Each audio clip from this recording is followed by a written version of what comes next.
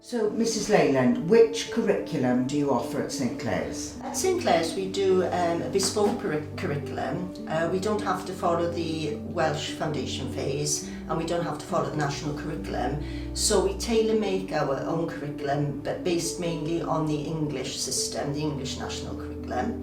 The reason we do that is because in the senior school the GCSEs are all English board now with the grades 1 to 9, so we felt that it would be better if the prep school brought that down so that the infants and juniors could also follow the same type of curriculum, so then there's a seamless transition when they move from year 6 to year 7.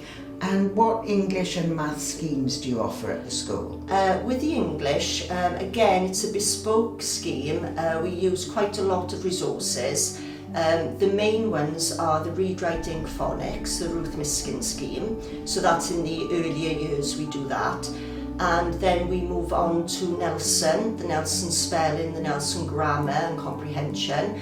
And we do something called the Big Write as well, where we try to encourage the children to do a piece of writing at least once a fortnight. It could be some sort of creative writing or non-fiction, poetry.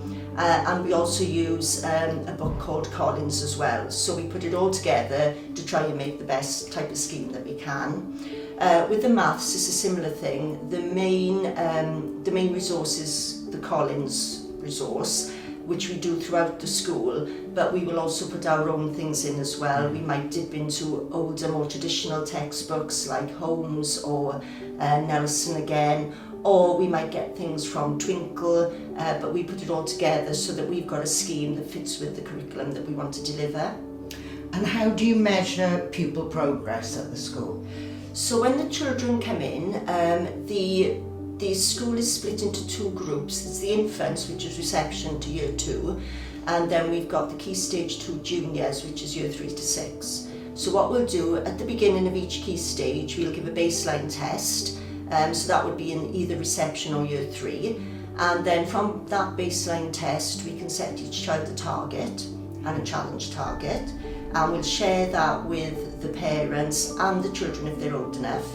And then what we do during the course of the year, in the autumn, spring and summer term, we'll do standardised tests so then we can track their progress as they go along. If we find that a child isn't making progress, we will contact the parent straight away, and then what we'll do is we'll put intervention in at the earliest possible time. And then if we have children that join not in reception or year 3, if they come at different parts of the school, what we'll do is we'll do the baseline then, whether it be in year 4 or year 5 or down in year 1, we'll baseline them as soon as they come in, and we can do the same with them then and target them and track progress. And how will a parent know how a child is progressing throughout the year? Well, we'll share the target with the parents. We've got 2 parents' evenings. We do a parents' evening in October, where we'll share the child's baseline and target and the challenge target.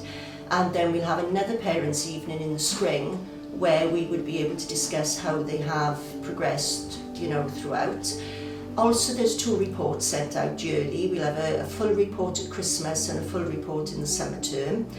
However, if we find, as I say, a child isn't doing very well or isn't progressing as they should, we will call a parent in immediately so that then they will be able to discuss what we can do to see if we do need to do further assessment or if there's an underlying need that the child has. So we try to keep parents informed throughout. So we got the 4 formal meetings or reports, but then we have an open door policy as well, so if a parent wants to make an appointment, they can make an appointment with the class teacher or myself at any time.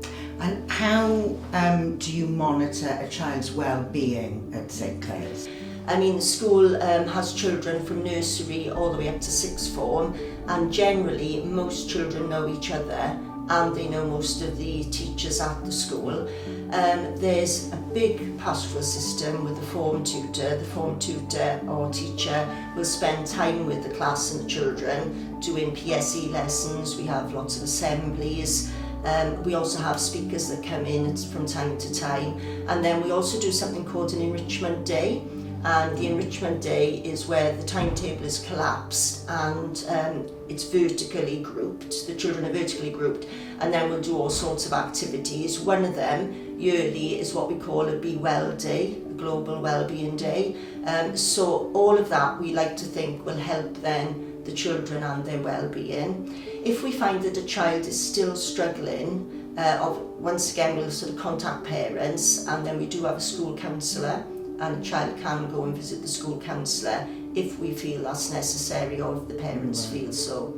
And what sort of extracurricular activities are provided for the children? We've got a range of extracurricular activities. We've got teacher-led activities that are done after school, where the class teachers will each decide on a club that they would like to take after school once a week. It varies from year to year. It can be things like dance, yoga, space club, craft club, mindfulness colouring, chess, all sorts of things, and as I say, they vary. As a sort of a tradition, we've got a very strong cross-country team, and they practice every Thursday after school, and in fact they're way up in the county now, again, you know, with the competition against other schools. And we've also got a very strong choir, junior choir, and they sing in the local events and at the churches, and we get invited to maybe doctor surgeries to sing and things like that. And then again, as I say, the Enrichment programme, that also helps with the extracurricular activities, because we'll put into them things that maybe we haven't done in the clubs, like bingo, they love treasure hunts, that type of thing. At an extra cost, we offer other extracurricular activities such as ballet lessons, piano, guitar, drums, singing. We've started recently saxophone as well, and drama club also. I like to think that the school is like a family school. It's a small school, it's a community. You know, we feel ourselves as a full community. But as I say, hopefully, because of the size of the school, we find that the pastoral system is strong.